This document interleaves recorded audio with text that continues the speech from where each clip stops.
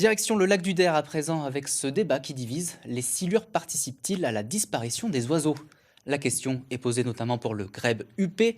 Les défenseurs des oiseaux réclament une étude pour évaluer l'impact de ce poisson géant et carnassier arrivé il y a peu en France. Vincent Tollet, Raphaël Doumergue.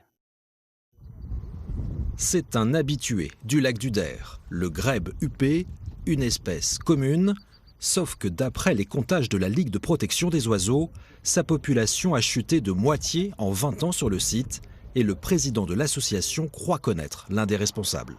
Il est probable que le silure ne soit pas la seule raison de la baisse des effectifs qu'on a constatée.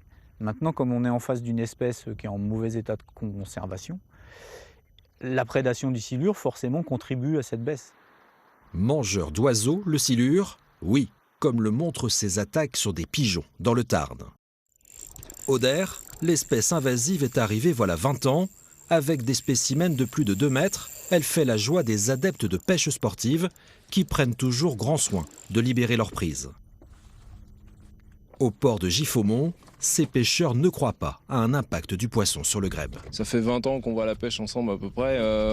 Personnellement, ça nous est arrivé quoi, 1 ou 2 fois de voir un silure manger une poule d'eau, mais c'est tout. C'est pas quelque chose. Et nous, on va passer une semaine jour et nuit, quoi. On a tout le temps les yeux sur l'eau quand même.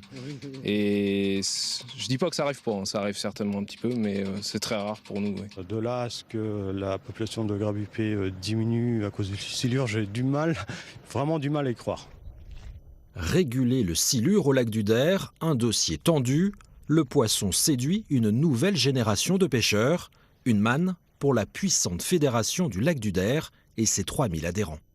Ça peut être un poisson trophée, hein, comme les gros brochets que nous avons ici. Donc le pêcheur, c'est ce qu'il recherche. Donc effectivement, le gros silure va attirer des pêcheurs avides de sensations et de records. Mais il ne faut pas que ça se fasse au détriment d'une autre espèce. Si c'était le cas, les acteurs du lac se réuniraient et pourquoi pas prendraient des décisions. Une main tendue, conditionnée à la réalisation d'une étude scientifique prouvant l'impact négatif du silure. Ça tombe bien, la Ligue de protection des oiseaux est sur la même position. En jeu, l'équilibre du lac du Der.